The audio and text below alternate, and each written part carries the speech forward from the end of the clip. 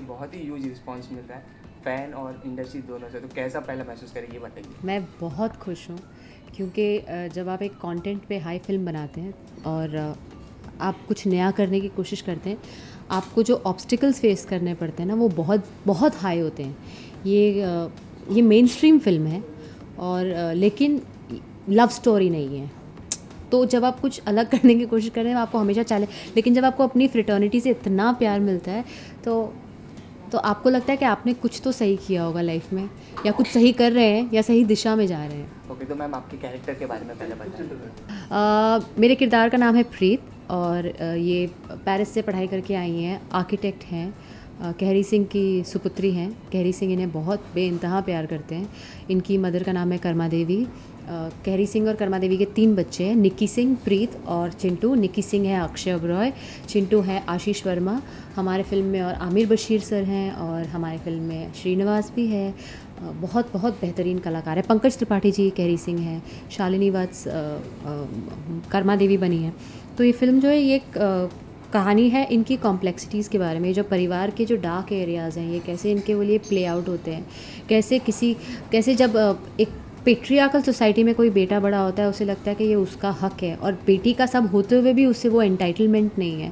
तो किस किरदार का सबसे बड़ा प्लस पॉइंट ये है that this girl does not suffer the sense of entitlement and she so correct about how she wants to go about to bring about a change. Actually Preet बहुत ज़्यादा एस्पिरेशनल कैरेक्टर है। इसे एक बदलाव लाना है, इसे वाटर रिजर्व्स करने हैं, इसे फॉरेस्ट कंजर्व करने हैं, इसे अपने काम के द्वारा आर्किटेक्चर में अपने उसे बदलाव लाना है। पर इसके जो पिताजी हैं वो इतना वायलेंस है इस परिवार के अराउंड, इनकी दुनिया में, कि वो थोड़ा समझ कर चलती है कि किसी की जान ना चली जाए, किसी का कुछ बुरा ना हो जाए, कुछ गलत ना हो जाए किसी के साथ। क्योंकि जो पिता है वो इसको इतना प्यार करते हैं, अगर ये किसी के खिलाफ कुछ कह देगी तो वो तो उसी वक्त उसको कुछ ना कुछ हो ना जाए उसके साथ, तो वो बहुत सोच समझ कर बात करती है।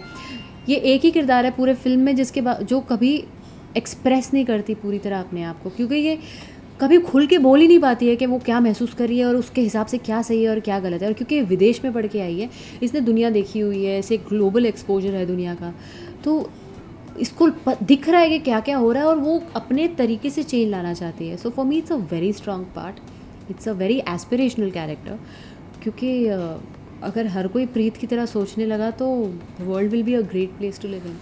मूवी में ट्रेलर में दिखाया है कि वो पिताजी एक लड़की पर थोड़ा लक अनलक के ऊपर बात की गई है, तो क्या आप मानते हैं वहाँ पर कहा अनलक या लकी? क्योंकि हमारी इंडस्ट्री में बहुत जन मानते भी है ये चीज़ पर। देखिए, मेहनत is the biggest luck factor.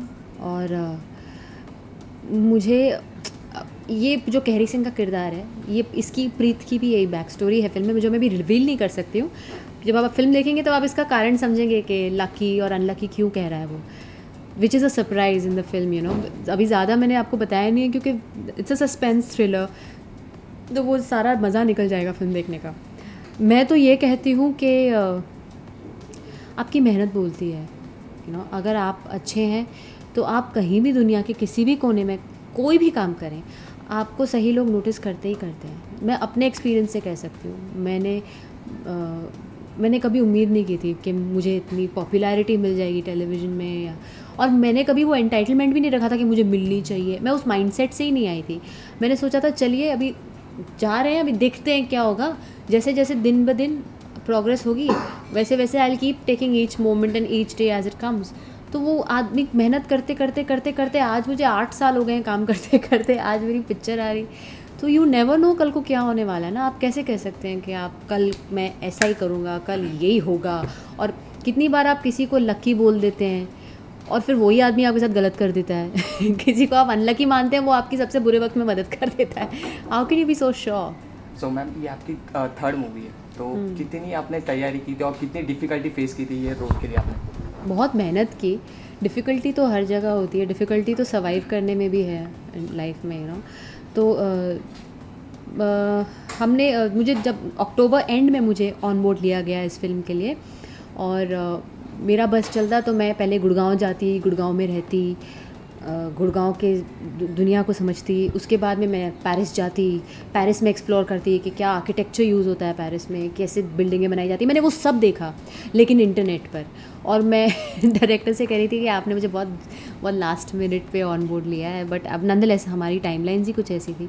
But हाँ, पहले मैंने गुड़गांव जहाँ पे प्रीत बड़ी हुई है, पैदा हुई है, उसकी पूरी कैरेक्टर रिसर्च की कि गुड़गांव के फोक सॉन्ग से लेके गुड़गांव की औरतें क्या कपड़े पहनती हैं, कैसे बात करती हैं, उनके बात करने का लहजा, तरीका, वो जो कैसी ठेठ औरतें होती हैं उन्हें ऑब्ज़र्व किया।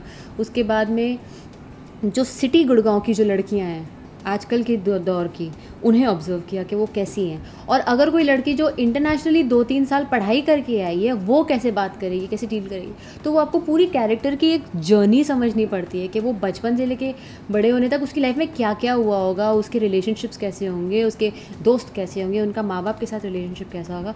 तो बहुत मेहनत जाती है किरदार में, और सब एक्टर्स करते हैं इसे। आज सुबह इंडस्ट्री से पहले देखा जाए तो रणवीर सर ने ट्वीट किया है, अमिताभ बच्चन ने भी किया है, तो कैसे महसूस कर रहे हैं? बटरफ्लाइज स्टमक पे उड़ रहे, क्या फील? मैं बहुत खुश हूँ, आई एम ऑनर्ड। बच्चन साहब ने गुड़गांव के लिए ट्वीट किया, रणवीर सिंह ने किया, इरफान सर ने किया, Irfan sir legendary again, Ayushman ने किया, तो कितने लोगों ने इतना प्यार दिया इस फिल्म को।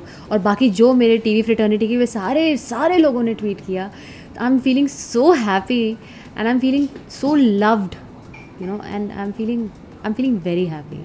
मैम, आपने स्मॉल स्क्रीन से एक डेब्यू की थी, अब आप मूवी करने जा रहे, तो बहुत से ऐसे कलाकार हैं जो मूवी से जो फिल्म में आते फिर वापस नहीं आते, उनकी थोड़ी इमेज के हिसाब से सूट नहीं करती, तो आप करना चाहेगा अगर वापस आपको ऑफर किया? टेलीविज़न मेरा पहला प्यार है और मैं टीवी को कभी मना नहीं किया और ना कभी करूँगी। मैं जो भी हूँ टेलीविज़न की वजह से हूँ, तो मुझे नहीं लगता कि मेरी इमेज टीवी करके ख़राब होगी। मेरी टीवी से ही इमेज बनी है और मैं टीवी तो कभी नहीं छोड़ूंगी। टीवी से मैं बहुत प्यार करती हूँ, लेकिन हाँ, डेली सोप शायद क्योंकि वक्त की कमी के वजह से मैं शायद ना कर पाऊँ, लेकिन किसी ना किसी तरीके से तो मैं जुड़ी रहना चाहती हूँ, क्योंकि फिल्में भी करूँगी, टीवी भी करूँगी, थिएटर भी करूँगी। सब आर्टिस्ट तो सब जगह काम करता है ना। आप ऐसे कैसे कह सकते हैं कि माध्यम गलत है? अगर आपको माध्यम में कमी नज़र आ रही है, वो कमी आपके अंदर है माध्यम की गलती नहीं है।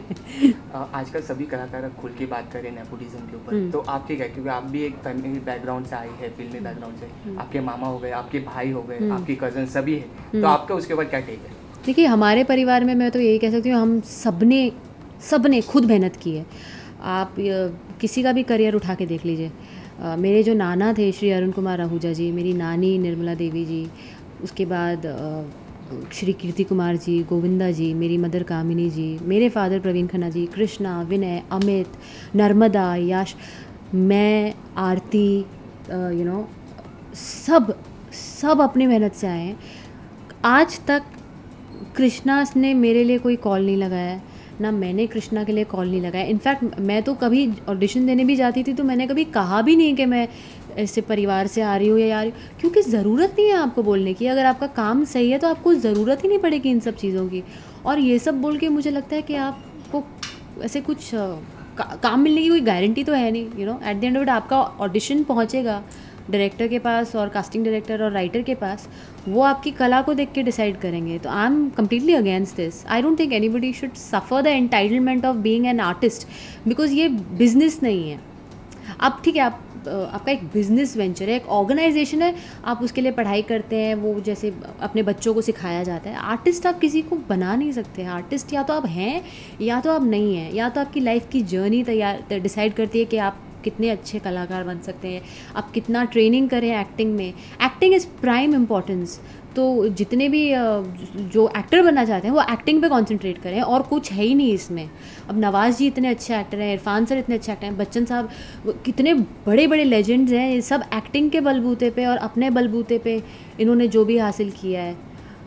तो it's all your talent and it's your hard work. There is no other logic to this and no other rule to this. कोई अगर आपको कुछ बोल रहा है तो वो गलत गाइड कर रहा है। मैम, आपने जब भी सोचा था एज अ डेब्यू करने, तो आपने किसी ने मतलब राय ली थी या गोविंदा जी की या किसकी? नहीं, मैंने कभी ऐसे राय नहीं मांगी। नहीं, मैं हमेशा मिलती हूँ, हम काम के बारे में तो बात भी नहीं करते हैं। मैं उनसे हमेशा पूछती हूँ, वो मुझे लाइफ के बारे में सिखाते हैं कि लाइफ में जीना सही तरीके से कितना ज़रूरी है।